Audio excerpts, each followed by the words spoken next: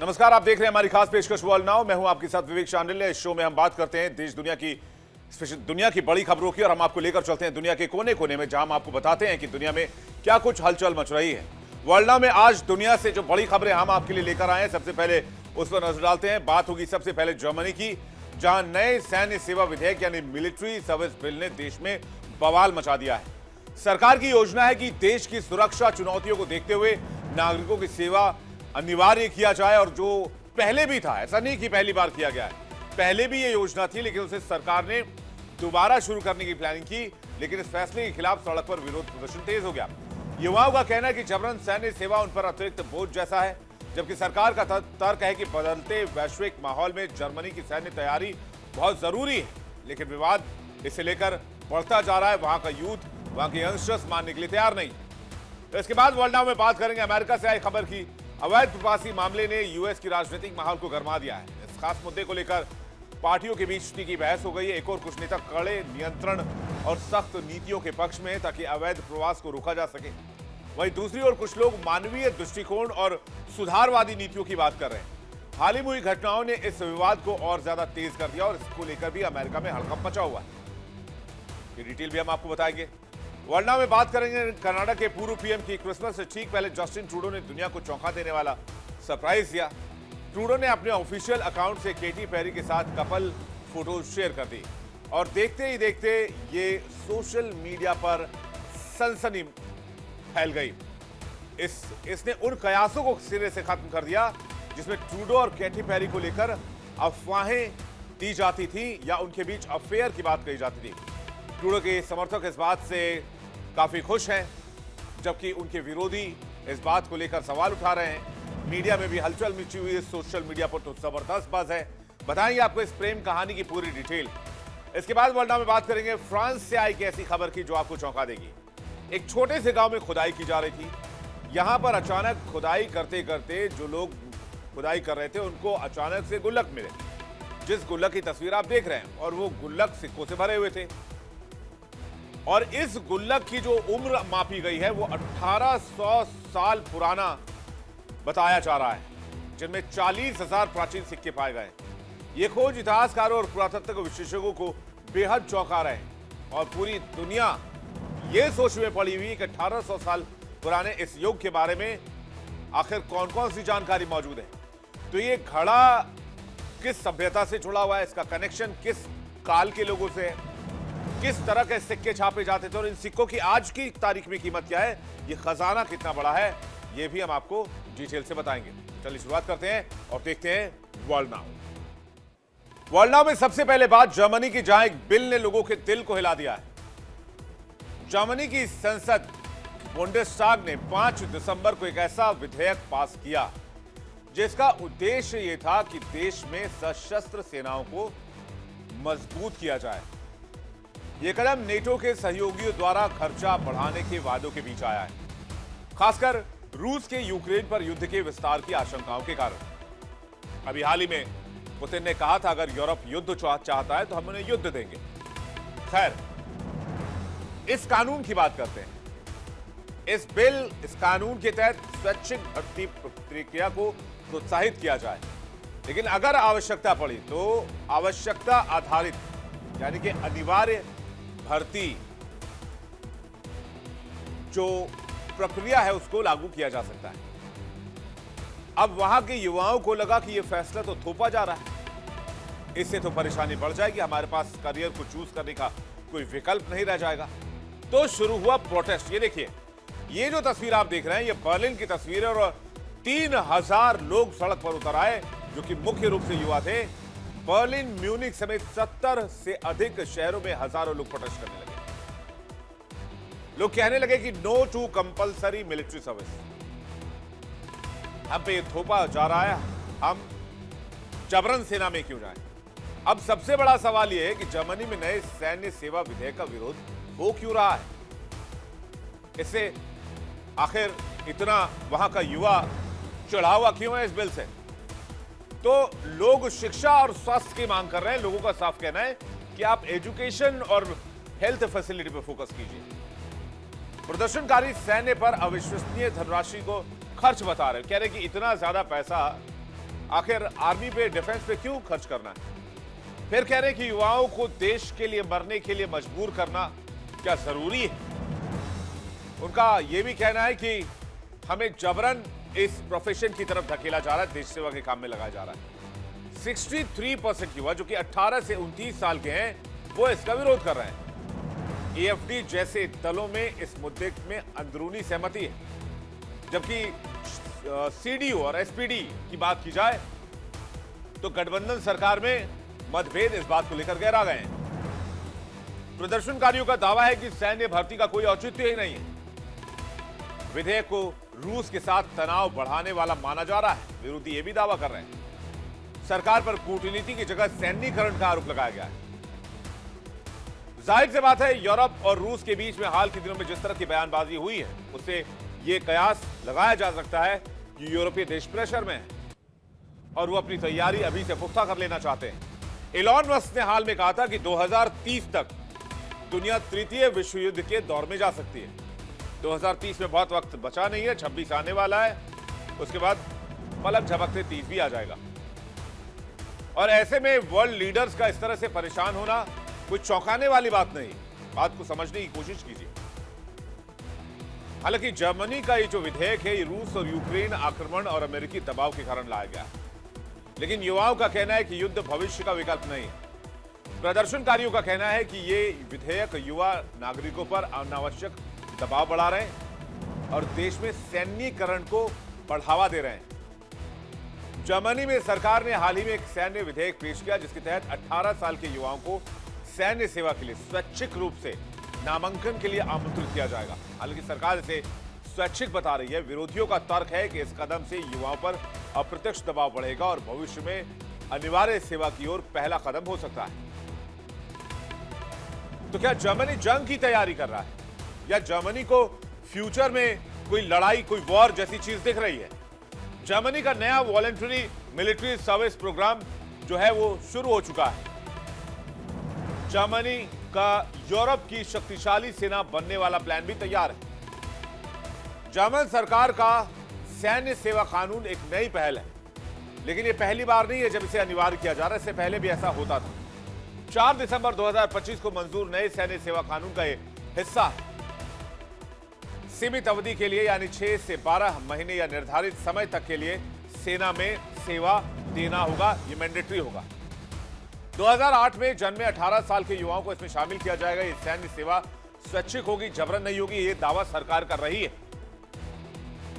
रूस यूक्रेन युद्ध जैसी चुनौतियों के बीच सेना को मजबूत करने का फोकस है। 2026 तक 20,000 नए स्वयंसेवक सैनिकों की, आप स्वयंसेवक मत समझिएगा, स्वयंसेवक सैनिकों की भर्ती का लक्ष्य रखा गया है। रक्षा मंत्रालय 2041 तक हथियारों और आधुनिकीकरण पर सेना के फोकस कर रहा है। सेना में भर्ती बढ़ाने के लिए सरकार की इस नई योजना के तहत सैनिकों को बेहतर वेतन, साथ ही साथ बेहतर ट्रेनिंग, आधुनिक ट्रेनिंग मुहैया कराई जाए। यह कदम सेना की क्षमता के साथ साथ युवाओं के रोजगार को बढ़ाने के लिए और युवा देशभक्ति के साथ, राष्ट्रवाद के साथ आगे बढ़े, यह भी एक कोशिश सरकार कह रही है। इसके अलावा देश में फिटनेस बेहतर हो, स्वास्थ्य आधारित योजनाएं सही तरीके से चले, इससे भी इस योजना को लिंक किया जा रहा है। नई योजना का मकसद सेना की भर्ती में तेजी लाने का है और देश की सुरक्षा को और मजबूत करने का है। लेकिन इस बीच जर्मनी की जनसंख्या और वहां पर जो आर्थिक संकट है वो इसमें कैसे रोड़ा डाल रहा है, इसको देखना होगा। जर्मनी यूरोप का सबसे अधिक आबादी वाला देश है। वैश्विक रैंकिंग में जर्मनी की जनसंख्या 19वें नंबर पर आती है। 2025 तक जनसंख्या लगभग 83.8 से 84 मिलियन तक आंकी गई। जर्मनी में 2024 में युवा बेरोजगारी दर 6.7% रही, यानी कि बेरोजगारी दर बढ़ी, जो आर्थिक कमजोरी का संकेत माना जाता है। जर्मनी में लगभग 30 लाख लोग बेरोजगार हैं। जर्मनी की जनसंख्या वृद्ध हो रही है, यानी कि वहां प्रजनन दर कम है। श्रम शक्ति में कमी आ रही है, जो आर्थिक संकट को और गहरा कर रही है। और इसलिए लोग कह रहे हैं कि भाई इस फिजूल खर्ची की आवश्यकता क्या, जब आपकी जेब में पैसे नहीं है तो फिर आपको ऐसे खर्चों की क्या आवश्यकता है। हमारे देश में वैसे भी एक कहावत है कि पैर उतना ही पसारे जितनी लंबी चादर हो।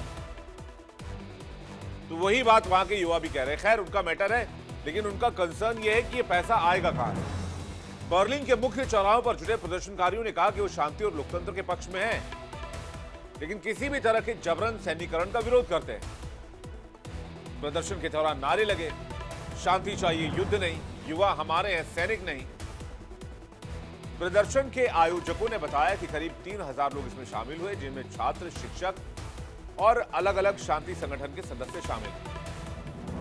उन्होंने सरकार से इस विधेयक को वापस लेने की मांग भी की है, जबकि सरकार का कहना है कि यह विधेयक देश की सुरक्षा आवश्यकताओं को देखते हुए लिया गया है, मतलब लाया गया, और ये युवाओं को देश की सेवा करने का विकल्प देता है, न कि मजबूरी करने का।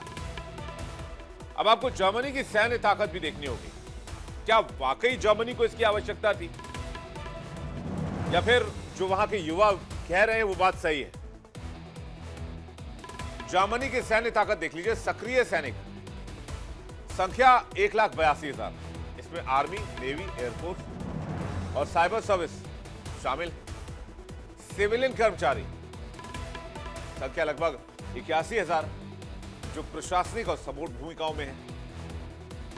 अब जब आपके पास, यानी कि जर्मनी के पास, जहां की जनसंख्या इतनी ज्यादा नहीं है, उनके पास लगभग 2 लाख की फोर्स है, जिसमें army, navy, air force, cyber service शामिल है, तो क्या युवाओं को इस ओर धकेला जाना चाहिए? क्योंकि जर्मनी के पास कई उन्नत हथियार भी हैं। जर्मनी अपनी ताकत को लगातार आधुनिक करता आया, चाहे वो जमीन हो, हवा हो, बख्तरबंद यूनिट हो, टैंक्स हो, हर हथियार प्रचुर मात्रा में जर्मनी के पास है, जिससे वो नेटो और अपनी राष्ट्रीय सुरक्षा को भी मजबूत करता है। जर्मनी यूरोप की सबसे बड़ी अर्थव्यवस्था है, लेकिन सैन्य ताकत के मामले में लंबे समय से चुनौतियों में घिरा हुआ है। 2011 में जब जर्मनी ने अनिवार्य सैन्य सेवा यानी कि कंस्क्रिप्शन खत्म किया, तो बुंडेसवेयर में सैनिकों की भारी कमी आ गई और सैन्य क्षमता भी धीरे धीरे कमजोर होने लगी। लेकिन 2022 में रूस के यूक्रेन पर हमले ने पूरे यूरोप में सुरक्षा को लेकर एक नई लकीर खड़ी कर दी। जर्मनी, जो अब तक खुद को एक शांति प्रिय और डिफेंस ओरिएंटेड कंट्री के रूप में देखता था, अचानक कड़ी सैन्य तैयारी की जरूरत महसूस करने लगा। लेकिन रूस यूक्रेन युद्ध के बाद सुरक्षा की तस्वीर बदल गई और अब जर्मनी चाहता है कि वो अपनी सेना को फिर से मजबूत करे और किसी भी आपात स्थिति के लिए अगर उसे जंग में जाना पड़ता है तो फिर उसके लिए वो तैयार रहे। इसलिए ये कंपलसरी सैन्य सेवा की एक योजना, जिसे वहां का बिल कहा जा रहा है, वो लाया गया है। अब जर्मनी की ताकत देख लीजिए। मुख्य युद्धक टैंक का नाम है एमबीटी, बहुत पावरफुल है, इसका लोहा पूरी दुनिया मानती है। इसके अलावा लेपर्ड 2A7B A8 दुनिया के सबसे उन्नत टैंकों में गिने जाते हैं। पूमा IFV सबसे आधुनिक इन्फेंट्री है, इन्फेंट्री फाइटिंग व्हीकल जिसे कहते हैं। बॉक्सर APC मॉड्यूलर बख्तरबंद गाड़ी है। तोपखाना यानी कि artillery PZH 2000 155 mm self propelled howitzer gun है ये। फिर बारी आती है RCH 155 नया remote controlled howitzer gun. Air defence ले लीजिए। IRIS-T जो कि मध्यम दूरी की सबसे आधुनिक एयर डिफेंस मानी जाती है। फिर है स्काई रेंजर 30 जो 30 mm गन के साथ और मिसाइल के साथ आती है। फिर है शोराइड सिस्टम जो पैट्रियोटिक PAC मिसाइल के साथ आती है, और ये जो पैट्रियोटिक मिसाइल है वो शायद US जर्मनी ने लिया है। छोटे हथियार देख लीजिए। नई स्टैंडर्ड असॉल्ट राइफल है 5.6 mm की, कार्बाइन वेरिएंट है। MGM-5 HK121 7.62 universal machine gun है। G27P स्नाइपर राइफल है। MP7A2 पीड पर्सनल डिफेंस वेपन है। हालांकि ये जो हथियार हैं इसका स्पेशल यूनिट्स और साथ साथ पूरी जर्मनी और पुलिस और बाकी विंग्स की तरफ से छोटे हथियार इस्तेमाल किए जाते हैं। यानी रूस के यूक्रेन पर आक्रमण और ट्रंप की अमेरिका में वापसी के बाद जर्मनी ने अपनी सैन्य नीति में ऐतिहासिक बदलाव किया। अमेरिकी राष्ट्रपति डोनाल्ड ट्रंप की धमकी और वैश्विक संकट के बीच जर्मनी ने यह देख लिया कि फ्यूचर में अगर जंग हुआ तो अमेरिका किसी के साथ नहीं आएगा, इसलिए तैयारी आज से बहुत जरूरी है। तो जर्मनी ने सबसे पहले रक्षा बजट में इजाफा किया। यह कदम सेकेंड वर्ल्ड वॉर के बाद 80 सालों में जर्मनी के द्वारा उठाया गया पहला ऐसा बड़ा कदम। यानी सेकेंड वर्ल्ड वॉर के बाद लंबे समय तक सैन्य खर्च से परहेज करने वाला जर्मनी अचानक से सेना को मजबूत करना चाहता है। क्या दिख रहा है जर्मनी को? इलॉन मस्क क्यों कह रहे हैं 2030 तक जंग होगी, वर्ल्ड वॉर होगा, न्यूक्लियर हथियारों का इस्तेमाल हो सकता है? जर्मनी क्यों अपनी सैनिकों को मजबूत करना चाहता है? रूस ज्यादा से ज्यादा जमीन क्यों हड़प रहा है यूक्रेन के अंदर से? ये सब ऐसे सवाल हैं जिनके जवाब हाल के भविष्य में ही आपको मिल सकते हैं। जर्मनी का रक्षा बजट भी देख लीजिए, $86 बिलियन का है, 86 बिलियन यूरो का है, माफ कीजिएगा, डॉलर में बात किया $92 बिलियन। स्पेशल डिफेंस फंड को मुख्य बजट में शामिल करने की तैयारी। कुल खर्च 1000 बिलियन यूरो के करीब, 100 बिलियन यूरो के करीब। और करीब यूरोप में बढ़ते सुरक्षा खतरों के बीच मिलिट्री मॉडर्नाइजेशन ड्राइव, 2029 तक जीडीपी का 3.5% डिफेंस खर्च, नेटो लक्ष्य की ओर बड़ा कदम। विरोध प्रदर्शन के बीच सरकार ने कहा है कि वो सभी पक्षों से संवाद करने के लिए तैयार है और युवाओं की चिंता को समझने की कोशिश करेंगे। ये देखना अभी बाकी है कि आगामी दिनों में इस विधेयक को लेकर क्या वहां के लोग राजी होते हैं या फिर इस विधेयक को सरकार को वापस लेना पड़ेगा। फैसला वहां के लोगों के हाथ में है। वर्ल्ड नाउ में बात करते हैं अमेरिका के नॉर्थ कैरोलिना की, जहां पर चार्लेट कंप्यूटर ट्रेन में जबरदस्त चाकूबाजी हुई है। वारदात ने पूरे देश में एक बार फिर से सुरक्षा को लेकर सवाल खड़े कर दिए। घटना चार्लेट शहर की है, जहां 33 वर्षीय एक व्यक्ति ने अचानक ट्रेन में सवार एक अन्य शख्स पर चाकू से हमला कर दिया, जिससे वो गंभीर रूप से घायल हो गया। हमला इतना तेज था कि मौके पर मौजूद यात्रियों में अफरा तफरी मच गई। नॉर्थ कैरोलिना की ट्रेन में चाकू से हमला हुआ है, जिसकी तस्वीर सामने आई और उसके बाद यह प्रोटेस्ट भी देखने को मिला। यह घटना 5 दिसंबर 2025 के दोपहर की है। 33 साल के व्यक्ति ने यात्री पर चाकू से कई वार किए।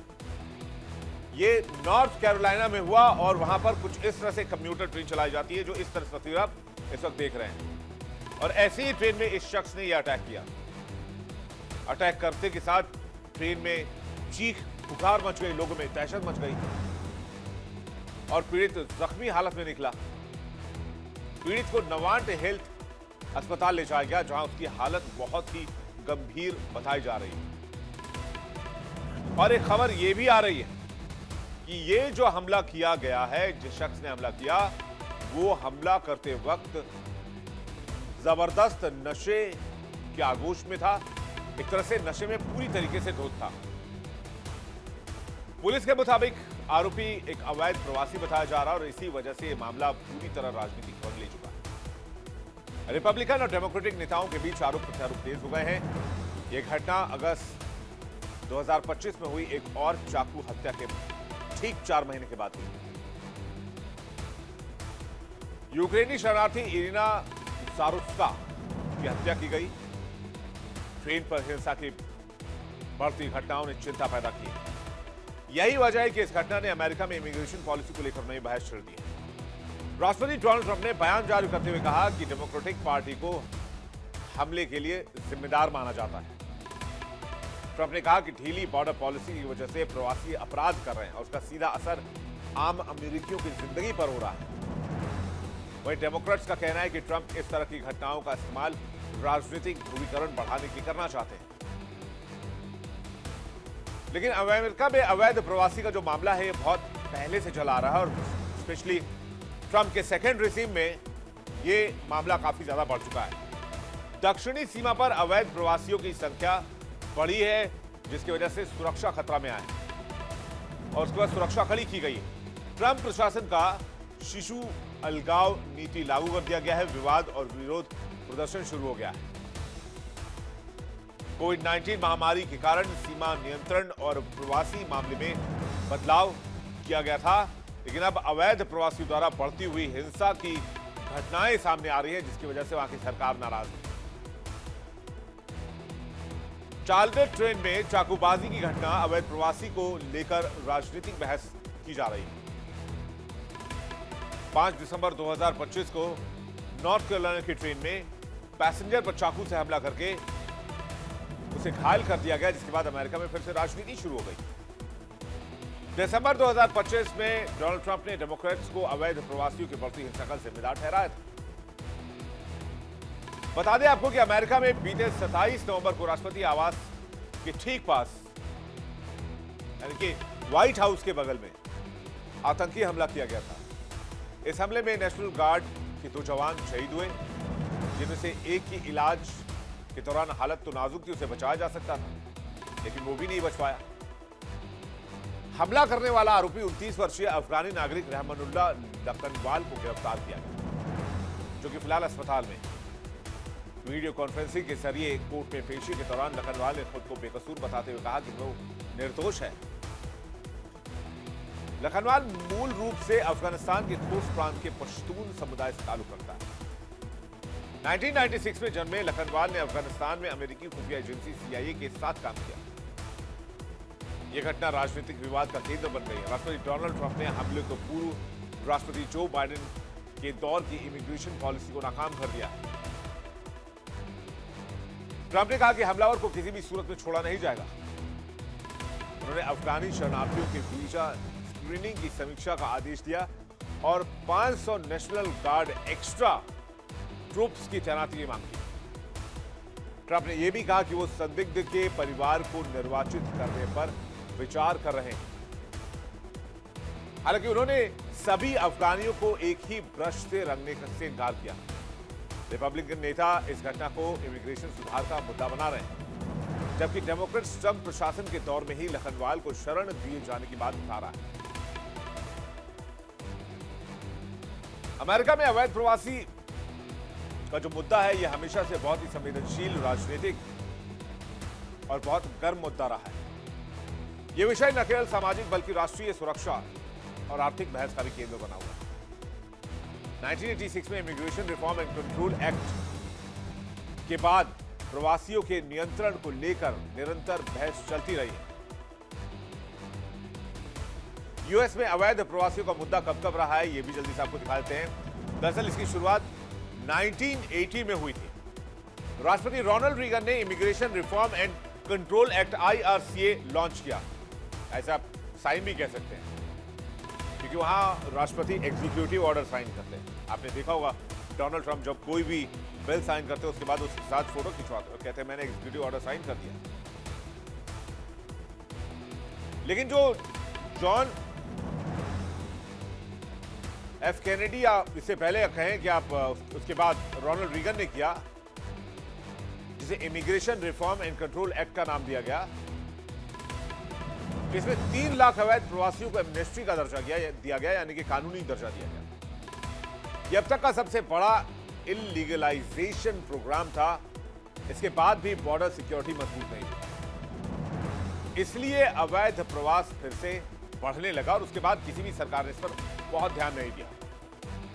अब 1990 के दशक में आ जाइए। 1994 में कैलिफोर्निया में प्रोपोजिशन 187 पास किया गया।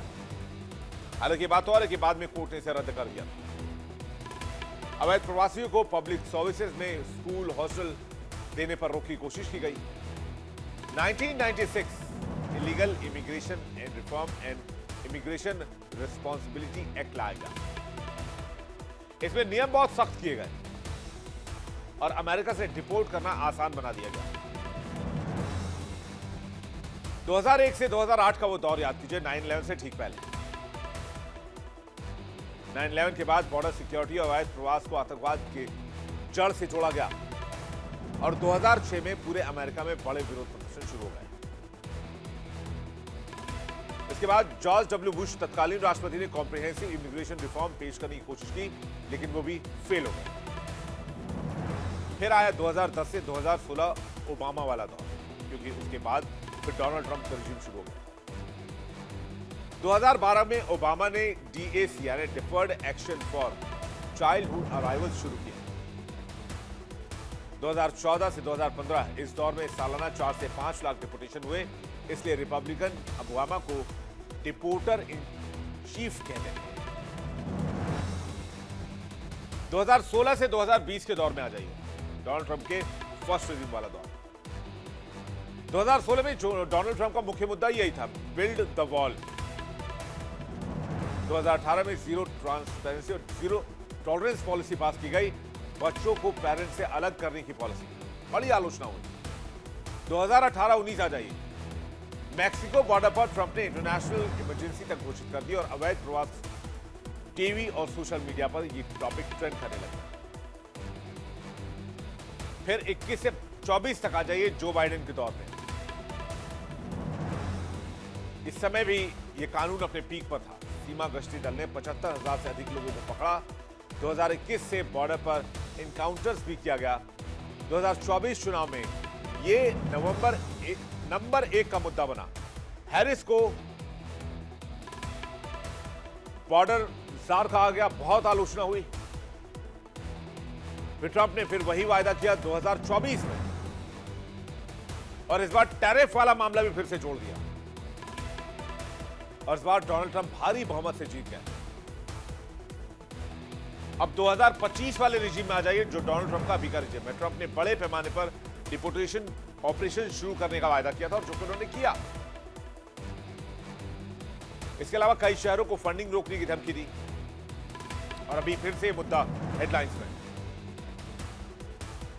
लेकिन फिलहाल अमेरिका में सवाल एक ही है कि क्या अवैध प्रवासियों की बढ़ती संख्या सुरक्षा के लिए बड़ा खतरा बनते जा रहे हैं। डोनाल्ड ट्रंप कोशिश कर रहे हैं कि प्रवासियों को, जो अवैध प्रवासी यहां पर रह रहे हैं, उनको बाहर निकाल दिया जाए। एक नया ट्रैवल बैन लेके आ रहे हैं। अभी तक 19 देशों पर बैन डोनाल्ड ट्रंप ने लगाया था। 30 देशों पर अमेरिका बैन लगा सकता है, जिनके अमेरिका में घुसने, व्यापार करने, पढ़ने, लिखने, यहां तक कि अमेरिका आने तक की इजाजत नहीं। लेकिन सवाल यह है कि क्या इन सब का फायदा अमेरिका की सोसाइटी को मिल पाएगा। मोस्टली जो हमले होते हैं वो गन कल्चर की वजह से होते हैं अमेरिका में, और गन कल्चर को लेकर डोनाल्ड ट्रंप कभी बात नहीं करते। देखिए अमेरिका का भविष्य क्या होता है, और क्या पता अमेरिका अवैध प्रवासियों को बाहर निकालकर दुनिया का सबसे सुरक्षित मुल्क ही बन जाए। वर्ल्ड में बात उस पॉलिटिशियन की या उस इंटरनेशनल लीडर की जिसका नाम सुनकर हम भारतीय सिर पीट लेते हैं।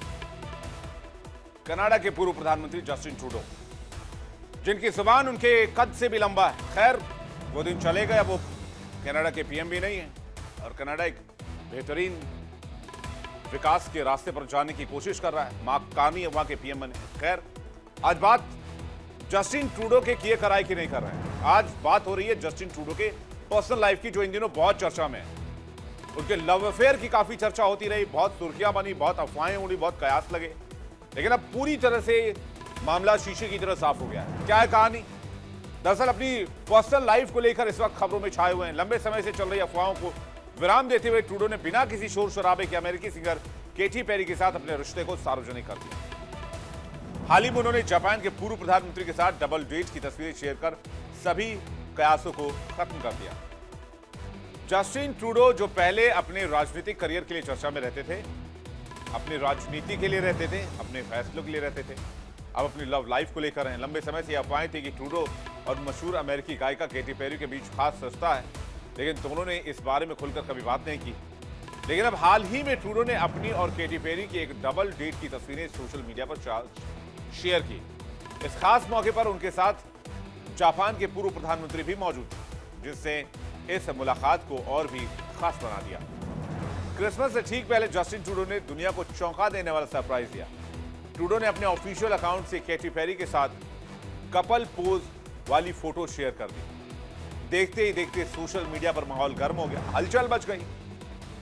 यह खबर ट्रेंड करने लगी क्योंकि जस्टिन ट्रूडो के साथ साथ केटी पेरी के फैन फॉलोइंग की संख्या पूरी दुनिया में जबरदस्त है। और इस फोटो ने उन कयासों को खत्म कर दिया। ये बातें महज अफवाह थी। ट्रूडो की इस बात से उनके समर्थकों के साथ साथ सोशल मीडिया में भी हलचल मच गई। इन तस्वीरों में ट्रूडो किसी इवेंट में नहीं बल्कि जापान के पूर्व प्रधानमंत्री फूमियो किशिडा के साथ एक प्री क्रिसमस लंच पर नजर आ रहे हैं। ये तस्वीर जो आपके सामने है, और इसी लंच पर ट्रूडो की +1 थी कैटी पेरी। कैटी पेरी कौन है, अब ये भी देख लीजिए। वैसे आप जानते होंगे, वाकिफ होंगे, लेकिन थोड़ा सा डिटेल समझ लें। पूरा नाम है कैथरीन एलिजाबेथ हडसन, उपनाम है कैटी पेरी, जो कि उनका स्टेज नेम भी माना जाता है। जन्म 25 अक्टूबर 1984, कैलिफोर्निया। पहचान American pop singer, song writer, performer. Famous song firework, roar, dark horse और टीनेज ड्रीम। करियर की शुरुआत 2008 के hit song kissed a girl से की, जिससे उन्हें एक बड़ा ब्रेक मिला। इस गाने ने कैटी पेरी को रातों रात स्टार बना दिया। अचीवमेंट, मल्टी प्लैटिनम आर्टिस्ट, कई बिलबोर्ड में नंबर 1 में रही वो। पर्सनल लाइफ हॉलीवुड एक्टर्स और सेलिब्रिटी से जुड़ी हुई रही हैं, जिसकी वजह से सुर्खियों का हिस्सा बनी। हाल में उनकी जो चर्चा हुई है जस्टिन ट्रूडो के साथ फोटो वायरल होने के बाद वो फिर से खबरों में आई। तस्वीरों में पीछे खूबसूरत एक्समस ट्री और सामने दोनों पूर्व प्रधानमंत्री अपने अपने पार्टनर्स के साथ, और बीच में ट्रूडो और कैटी की केमिस्ट्री साफ दिखाई दे रही है। अमेरिकी सिंगर कैटी पेरी ने फाइनली कनाडा के पूर्व पीएम जस्टिन ट्रूडो के साथ अपने रिश्ते को कंफर्म कर दिया, जिससे साफ हो गया कि राजनीति के बाद उनकी जिंदगी में रोमांस भी रंग ला रहा है। हालांकि ट्रूडो इन दिनों पॉलिटिक्स से दूर है, अब वो कनाडा के पीएम भी नहीं, तो अब वो ज्यादातर अपना वक्त अपनी पर्सनल लाइफ को दे रहे हैं, अपनी पर्सनल लाइफ पे फोकस कर रहे हैं। खबर यह भी है कि इस अनाउंसमेंट के बाद से दोनों के रिश्ते अब चल रही चर्चाओं को आधिकारिक मोहर लगा चुके हैं। ट्रूडो और कैटी पेरी लंबे समय से एक दूसरे को डेट कर रहे थे। इस क्रिसमस मीट ने न सिर्फ ट्रूडो और पेरी रोमांस को पब्लिक कर दिया, बल्कि इंटरनेशनल पॉलिटिक्स और ग्लैमर वर्ल्ड को एक ही फ्रेम में ला खड़ा किया। वैसे ऐसा पहली बार नहीं है कि किसी पॉलिटिशियन ने किसी कलाकार से शादी की हो, चाहे वो यूएस की बात हो चाहे वो इंडिया की बात हो। ऐसे कई केसेस हैं। वैसे इस तस्वीर को शेयर करते हुए ट्रूडो ने कैप्शन में लिखा, आपसे मुलाकात करके खुशी हुई फूमियो, कैटी और मुझे आपसे मिलकर बहुत अच्छा लगा। फूमियो, आपकी मित्रता, अंतर्राष्ट्रीय नियम आधारित व्यवस्था और सभी की बेहतरी के लिए आपकी प्रतिबद्धता को बहुत बहुत नमन करते हैं। बहुत शुक्रिया, बहुत धन्यवाद। अब आपको कनाडा के पूर्व प्रधानमंत्री जस्टिन ट्रूडो और अमेरिकी सिंगर कैटी पेरी की कहानी सुनाते हैं कि ये आखिर लव लाइफ में आई कैसे। दोनों कहानी बड़ी दिलचस्प है। दोनों की निजी जिंदगी ने 2023 में बड़ा मोड़ लिया। एक तरफ ट्रूडो ने अपनी 18 साल पुरानी शादी को खत्म करने का ऐलान किया, वहीं दूसरी तरफ कैटी पेरी भी अपने पार्टनर ऑरलैंडो ब्लूम से अलग हुए। निजी जिंदगी में आए दोनों के बदलाव की वजह से दोनों एक दूसरे के करीब आने लगे। अमेरिकी पॉप स्टार कैटी पेरी ने 2023 में अभिनेता ऑरलैंडो ब्लूम से अपनी सगाई तोड़ दी। दोनों कई सालों से रिलेशनशिप में थे। उनकी एक बेटी भी है, डेजी डव ब्लूम, जो 2020 में पैदा हुई। अलगाव के बाद भी दोनों बेटी की जिम्मेदारी साथ निभा रहे थे। उधर कनाडा में भी पर्सनल शॉक, बड़ा पर्सनल शॉक कह दीजिए आप। जस्टिन ट्रूडो और उनकी पत्नी सोफी ग्रेगोइरे 18 साल के बाद अलग हुए। दोनों ने साल 2005 में शादी की थी। उनके 3 बच्चे हैं, बेटे जेवियर और हेड्रियन और बेटी एला ग्रेस। अगस्त 2023 में दोनों ने आधिकारिक रूप से आधिकारिक रूप से अलग होने की घोषणा कर दी। उस समय ट्रूडो देश के प्रधानमंत्री पद पर थे। कपल ने कहा कि बच्चों की परवरिश उनकी प्राथमिकता रहेगी। कैटी पेरी और ट्रूडो दोनों की पेशेवर और सार्वजनिक छवि बेहद चमकदार रही, लेकिन 2023 में उनकी पर्सनल लाइफ ने दुनिया का ध्यान उनकी ओर खींचा। कनाडा के पूर्व प्रधानमंत्री जस्टिन ट्रूडो की निजी जिंदगी एक बार फिर सुर्खियों में आई। उनकी पहली पत्नी सोफी ग्रेगोइरे ट्रूडो से अलग होने के बाद दोनों की कहानी अब चर्चा का विषय बनी हुई है। जस्टिन ट्रूडो की पहली वाइफ कौन है और कैसे ये दोनों साथ आए थे? कहते हैं इन दोनों की मुलाकात बचपन में ही हो गई। ट्रूडो और ग्रेगोइरे ने मई 2005 में शादी की थी और अगस्त 2023 में अलग होने की घोषणा की। दोनों ने आपसी सहमति से अलग होने का फैसला किया। सोफी पहले एक टीवी रिपोर्टर हुआ करती थी और टीवी होस्ट भी थी। उनके 3 बच्चे हैं, बेटे जेवियर, हेड्रियन और बेटी एला ग्रेस। ग्रेगोरी ने 2015 में और 2021 में ट्रूडो के निर्वाचित होने पर उनके साथ थे। कनाडा के पूर्व प्रधानमंत्री जस्टिन ट्रूडो और उनकी पत्नी सोफी फिलहाल अलग रह रहे हैं, लेकिन अलग होने के बाद भी ट्रूडो और सोफी ने कई सार्वजनिक कार्यक्रमों में संयम और सम्मान के साथ अपनी भूमिका निभाई। सोफी आज भी कनाडा में एक प्रमुख सार्वजनिक व्यक्तित्व मानी जाती हैं, जो मानसिक स्वास्थ्य, महिलाओं की स्वतंत्रता और सामाजिक अभियानों पर काम करती हैं। ट्रूडो और सोफी की कहानी दिखाती है कि सार्वजनिक जीवन में भी निजी रिश्ते अपनी ही चुनौतियों के साथ आते हैं। दोनों अपनी अपनी नई जिंदगी के अध्याय की ओर अब आगे बढ़ रहे हैं। जस्टिन राजनीति से दूर हैं, पर्सनल लाइफ में आए इस मोड़ का भी लुत्फ उठा रहे हैं। क्रिसमस के इस खास मौके पर जस्टिन ट्रूडो और केटी पेरी की ये जोड़ी दुनिया भर में चर्चा बटोर रही है। फैंस के लिए एक तरह का क्रिसमस गिफ्ट ही है, क्रिसमस गिफ्ट से कम नहीं है। चलिए आगे बढ़ते हैं वर्ल्ड नाउ में अगली खबर की तरफ। गुल्लक नाम सुना होगा आपने, कभी ना कभी इस्तेमाल भी किया होगा। आज कुछ नए डिजिटल गुल्लक भी आ गए हैं। तो गुल्लक हम क्यों इस्तेमाल करते थे? छोटी छोटी सेविंग्स के लिए गुल्लक लाते थे। जब मुझे याद है, मैं जब छोटा हुआ करता था तो बचपन में हम 1 या 2 रुपए में गुल्लक खरीद लाते थे, लेकिन वो गुल्लक 6-8 महीने या साल भर चलाया, और जब किसी त्योहार का समय जैसे दीपावली आई, दुर्गा पूजा आया, तब उस गुल्लक को तोड़ के अपने लिए कुछ खरीदने की कवायद होती थी। बेसिकली हमारे जो घर वाले होते हैं वो एक सेविंग सेंस डेवलप करने के लिए ऐसा करते थे कि हमें अपनी रोजमर्रा की चीजों से कुछ कुछ बचाना चाहिए। लेकिन अब आप कह रहे हैं मैं गुल्लक पर इतना ध्यान क्यों दे रहा हूं? क्योंकि भाई साहब, गुल्लक जो है वो आज की तारीख में इंटरनेशनल मीडिया में चर्चा का विषय बना हुआ है। और जो तस्वीर आप देख रहे हैं, यही है वो इंटरनेशनल गुल्लक। और ये गुल्लक बाहर कब आया ये जान लीजिए, फिर आपको दिलचस्पी जगेगी इस कहानी को समझने में। ये बाहर निकला है 1800 सालों के बाद, और इसी के साथ बाहर आया है एक छिपा हुआ राज, 2 गुल्लक में भरे हुए सिक्के और इतिहास के कई पन्ने जो एक साथ खुल जाएंगे।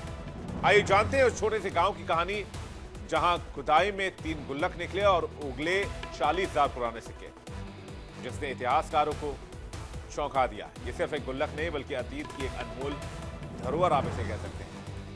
फ्रांस के एक छोटे से गांव सेनॉन में पुरातत्व विभाग की खुदाई चल रही थी, और एक ऐसी चीज सामने आई जिसने इतिहासकारों को हैरान कर दिया। 3री शताब्दी के रोमन काल के 3 प्राचीन मिट्टी के घड़े, जिन्हें आधुनिक गुल्लक या पिगी बैंक की तरह देखा जा रहा है। इसमें कुल 40,000 सिक्के भरे हुए थे। ये सिक्के 2060 से 2080 ईस्वी के बीच के हैं, और गॉलिक साम्राज्य के शासकों जैसे कि विक्टोरियस, टेट्रिकस और प्रथम और टेट्रिकस द्वितीय के नाम पे। ये खोज फ्रांस के मॉस क्षेत्र में स्थित सेनॉन गांव के एक प्राचीन आवासीय इलाके में, जहां खुदाई का नेतृत्व फ्रांस के राष्ट्रीय निवारक पुरातात्विक अनुसंधान INRAP के साइमन रिट्ज कर रहे हैं। खुदाई के दौरान ये घड़े घर के फर्श में बने गड्ढों में सावधानी पूर्वक दबे हुए थे, जिनके मुंह जमीन स्तर पर छू रहे थे। ये गुल्लक जैसे ही दिखा, वहां पर खुदाई करने वालों में एक तरह से खुशी की लहर दौड़ गई, और उसमें से भी 2 गुल्लक भर के सिक्के, 40,000 सिक्के पाए गए। ये घड़े जो है वो बड़े एम्फोरा प्रकार के हैं, जो रोमन काल में सामान रखने के लिए इस्तेमाल किए जाते हैं। इन्हें इतनी सफाई से दबा गया था कि लगता है मालिकों ने इन्हें छिपाने की कोई जल्दबाजी नहीं की होगी, बल्कि इन्हें सुरक्षित रखने के लिए ही दबाया गया होगा। ये एंटोनिनियानी या फिर रेडिएट्स नामक सिक्के थे, जो 3री शताब्दी के अंत और 4वीं शताब्दी के प्रारंभ के हैं। इतिहासकारों का अनुमान है कि एक धनी परिवार या व्यापारी का खजाना हो सकता है, जिसे अस्थिर काल में बचत के रूप में रखा गया। अब ये रोमन सिक्के जो पुराने 1800 साल पुराने सामने आए हैं, उसके बारे में जान लेते हैं। ये रोमन सिक्के क्या हैं? इन्हें रोमन कॉइन्स कहा जाता था। इतिहास की अनमोल विरासत है जो सामने आई। ये खजाना उस खजाने से भी बेहतर खजाना है, जिस खजाने के बारे में आप सोच रहे हो कि भाई हीरा, चांदी, सोना, जवाहरात किसी घड़े से मिल जाए। रोमन साम्राज्य के समय चलने वाले मुद्रा को रोमन कॉइन्स कहा जाता था। ये सोने के सिक्के होते थे, चांदी के सिक्के होते थे, कांस्य सिक्के होते थे। इन सिक्कों पर रोमन सम्राटों की फोटो लगी होती थी, और साम्राज्य के प्रतीक अंकित किए जाते थे। रोमन सिक्के सिर्फ व्यापार में ही नहीं बल्कि सत्ता और प्रचार के माध्यम भी थे। पुरातत्व में ये सिक्के रोमन प्रभाव और व्यापारिक संबंधों का बड़ा सबूत था। फ्रांस, इटली, ब्रिटेन और यूरोप कई देशों में रोमन कॉइन्स अक्सर खुदाई में मिले। पुराने रोमन सिक्कों की कीमत आज लाखों तक है। उनकी दुर्लभता और धातु की वजह से ऐसा है। फ्रांस का इतिहास केवल साम्राज्यों और राजाओं का नहीं बल्कि सिक्कों की उस यात्रा का भी है जिसने इस देश की अर्थव्यवस्था और पहचान को आकार दिया। हाल ही में फ्रांस में मिले हजारों रोमन सिक्कों ने फिर एक बार इतिहास को खड़ा कर दिया, सामने ला। फ्रांस की कहानी शुरू होती है रोमन काल से, जब ये क्षेत्र गॉल कहलाता था। करीब 2000 साल पहले यहां रोमन शासन ने पैर पसारे। विजय के बाद गॉल को रोमन साम्राज्य का हिस्सा बनाया गया और यहीं से शुरू हुआ रोमन सिक्कों का दौर। रोमन अर्थव्यवस्था के प्रतीक सेस्टेटियस, डोनारियस, ऑरियस गॉल की बाजारों और व्यापारिक गलियों में खूब चले। आज भी फ्रांस भर में मिलने वाले रोमन सिक्के उसी समृद्ध उपस्थिति का सबूत माने जाते हैं। अब फ्रांस का इतिहास भी देख लीजिए। गॉल्स नाम की जनजातियां फ्रांस में रहा करती थी, इसलिए इस हिस्से को गॉल कहा जाता था। 51 ईसा पूर्व में जूलियस सीजर ने रोम साम्राज्य में इसे शामिल किया। मध्यकाल आया, फिर 843 ईस्वी के बाद फिर इस साम्राज्य का विभाजन हो गया। उसके बाद फ्रांस का उदय हुआ। फिर 1987 में आ जाइए, जहां कैप्टियन वंश की शुरुआत हुई। फिर शार्लेमेन का प्रभाव देखने को मिला। चर्च और राजशाही का विस्तार हुआ। फिर 14वीं 15वीं सदी में आ जाइए, 100 साल का युद्ध। जॉन ऑफ आर्क ने मोर्चा संभाला। फ्रांस यूरोप की बड़ी ताकत बनने लगा। 16वीं 17वीं सदी में आ जाइए, धार्मिक संघर्ष देखने को मिला, जहां पर कैथोलिक वर्सेस प्रोटेस्टेंट का मुकाबला था। 1598 में नातेस नाम की संधि हुई, जिसे धार्मिक स्वतंत्रता के आधार पर किया गया। फिर Louis the 15th, sun king, जिन्हें शक्तिशाली केंद्रीकृत राजशाही का वारिस माना गया। और 1789 में फ्रांसीसी क्रांति को भी याद रखना चाहिए, जब लिबर्टे, इगालिटे और फ्रटर्निटे का नारा दिया गया, जिसके बाद राजशाही का अंत हुआ। आधुनिक लोकतंत्र और मानवाधिकारों की नींव रखी गई। फिर नेपोलियन युग आ जाइए। 1804 में नेपोलियन बोनापार्ट सम्राट बने। यूरोप भर में विस्तार किया। नेपोलियन कोड लागू किया, जिसमें आधुनिक कानून प्रणाली की आधारशिला थी। फिर 1815 में वाटरलू का वॉर, जिसमें कि फ्रांस की हार हो गई। अब उसके बाद 1914 के बाद नए फ्रांस की कहानी शुरू होती है, जहां से प्रथम विश्व युद्ध की कहानी चलती है। फिर द्वितीय विश्व युद्ध में आ जाइए। 1940 से 45 तक नाजी का कब्जा हो गया, लेकिन जल्द ही मुक्ति पाली फ्रांस ने। फिर 1958 में 5वीं गणराज्य शार्ल द गॉल राष्ट्रपति बने।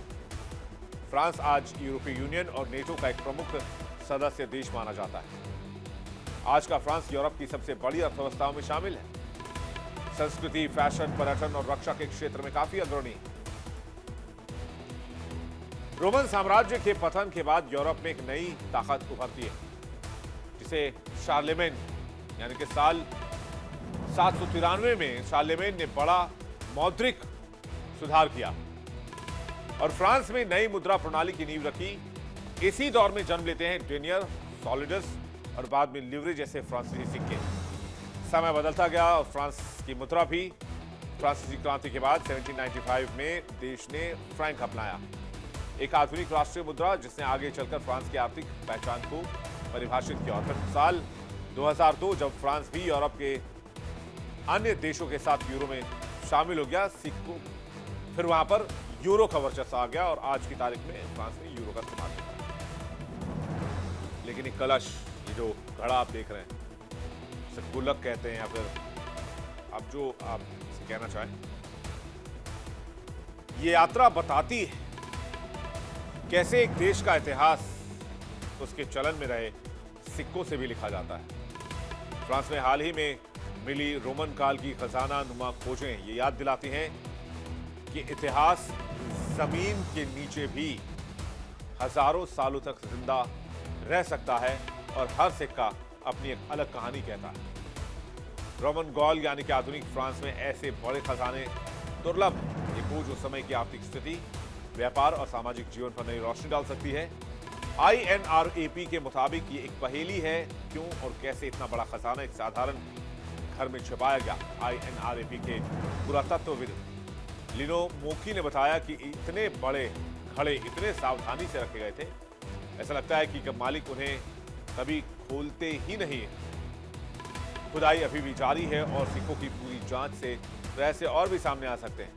ये खोज फ्रांस में हाल की अन्य पुरातत्विक उपलब्धियों की याद दिलाती है, जैसे मॉर्लियंस में मिला प्रागैतिहासिक स्मारक, लेकिन इसका आकार और संदर्भ इसे अनोखा बनाता है। इतिहासकारों का कहना है कि ये रोमन साम्राज्य के पतन काल की आर्थिक अस्थिरता को समझने में मदद करेगा। चलिए आगे बढ़ते हैं, देखते हैं इंडिया डेली क्विज कॉन्टेस्ट। बारी आज के सवाल की।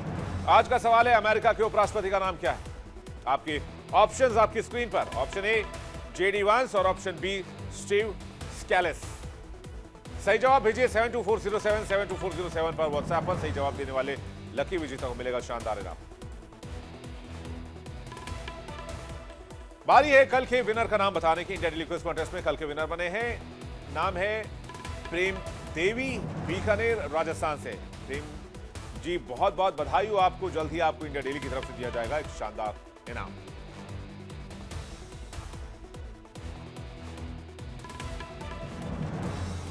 फिलहाल वक्त एक ब्रेक का है। वर्ल्ड नाउ में फिलहाल इतना ही, लेकिन आगे बढ़ने से पहले आपको बता दें, इंडिया डेली अब आपकी स्मार्ट टीवी पर भी मौजूद है। इंडिया डेली 24/7 अब देखिए अपने स्मार्ट टीवी पर लाइव और लगातार।